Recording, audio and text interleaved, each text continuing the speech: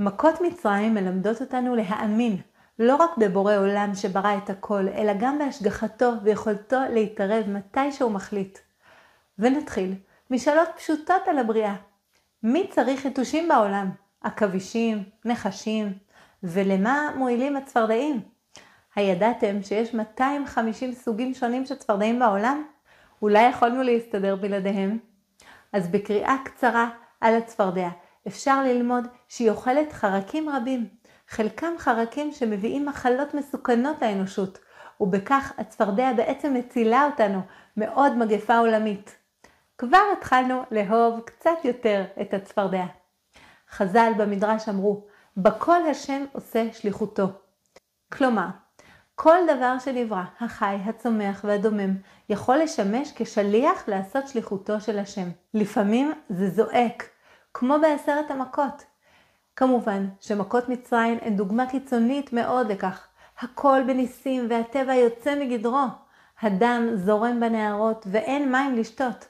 צפרדעים בכל מקום, כולל בבתים, קינים על כל הגוף, הערוב וערבוב של חיות רעות שמגיעות למקומות יישוב וטורפות, דבר, שכין, הברד הקיצוני וכו'.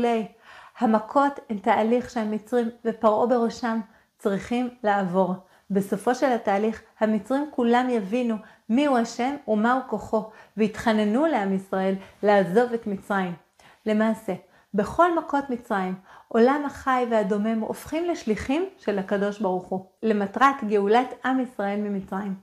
היה צורך בניסים מאוד גלויים של הבריאה, על מנת לעורר את מצרים ופרעה, אך גם את עם ישראל עצמו, לראות את השגחת ומלכות השם בעולם.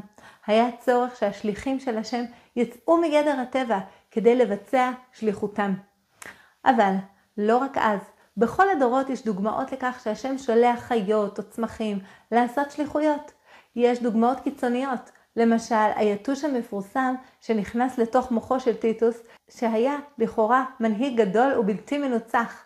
הוא אפילו חשב לנצח את הקדוש ברוך הוא. בסופו של דבר היתוש הקטנטן הצליח להפיל אותו. השם שלח דווקא יצור כל כך קטן ועלוב כדי לנצח את טיטוס. יש את הסנה, השיח שבוער ולא נאכל, הקיקיון של יונה, הדג שבלע את יונה וכו'. אבל בדרך כלל עולם החי, הצומח והדומם עושים שליחות השם בצורה עדינה יותר ופחות נראית לעין. כמו שאמרנו בהתחלה על סוג מסוים של צפרדע שתוך כדי אכילה רגילה שלה מאזנת משהו במרקם העדין של מעגל החיים. בספר תהילים מופיע הפסוק רוח שערה עושה דברו, והמלבים שם אומר שלפעמים השערה מגיעה כדי לעשות שליחות השם.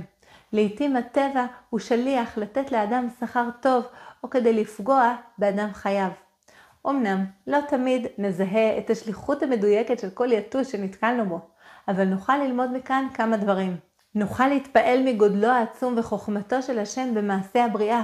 אמנם האנושות חוקרת ויודעת כל יום יותר, אבל יש עוד כל כך הרבה דברים שאנחנו יודעים שאנחנו עוד לא יודעים. נוכל לקחת מכאן גם את ההבנה שהשם משגיח ומתערב בבריאה, או בנס מעל הטבע, או ממש בדרך הטבע, בלי שנשים לב לכך. בכל השם עושה שליחותו. ואולי מתוך ההבנות האלה נחשוב גם כמה צריך להתחשב ולכבד את אוצרות הטבע ובעלי החיים. יש סיבה לכל יצור ונברא, והם כולם חלק מתוכנית מורכבת וגאונית של השם. שבת שלום.